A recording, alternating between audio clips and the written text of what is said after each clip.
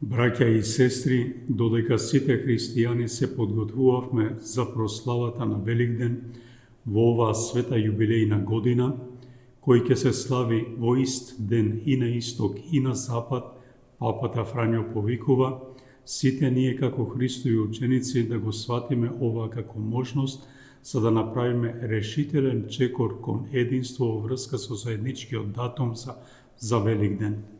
Тој истакна дека Великден не се случува по наша иницијатива, ниту според овој или оној календар, туку затоа што Бог толку го возлюби светот што го даде својот еднороден син, да секој што верува во него да не погине, но да има живот вечен. Бог е тој што има првенство, бидејќи тој го направи првиот чекор и затоа не треба да се затвориме во нашите планови, нашите проекти, нашите календари во нашиот и ваш Великден. Великден му припаѓа на Христос. Католичката црква е подготвена да прифати датум за кој сите се согласуваат. Папата напоменува дека оваа јубилејна година се совпаѓа со 1700 годишнината од соборот во Никеј, чиј символ на верата ги надминува сите поделби што го делеле телото Христово низ вековите, да ги откриеме повторно заедничките корени на верата, да го зачуваме единството, бидејќи оваа годишнина не е само историски спомен на Никејскиот собор, туку и обврска за денешните христијани.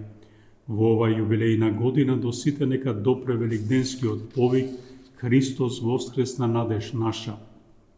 Секој христијанин нека го доживее искуството на Марија Магдалена, која побрза да им ја соопшти радосната вест на учениците, велејќи го видов Господа.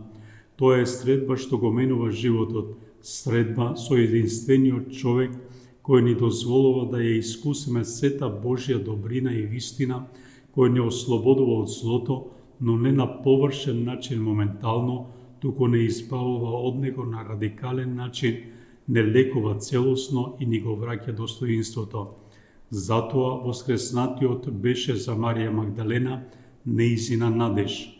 Бидејќи преку него се роди за нов живот, тој подари нова иднина, добар живот, ослободена од злото. Воскреснатиот Христос не припаѓа на минатото. Тој е жив, присутен денес како сила на надежта за својата црква и утеха за христијанските заедници, кои се најмногу искушувани од дискриминација и прогонство поради својата вера. Тој, нашата надеж, нека ни подари мир и надеж на сите, особено во регионите на оваа наша планета, кои се најпогодени од страдања, во земјите каде што луѓето се изложени на големи искушенија, на војна, уништување, немери и пустошења. Во нашата средба со него да го слушаме и да му се обратиме, а потоа со нашиот живот да посведочиме го видов Господа, Христос воскресна, навистина воскресна. На сите ви посакувам честит празник Воскресение Христово.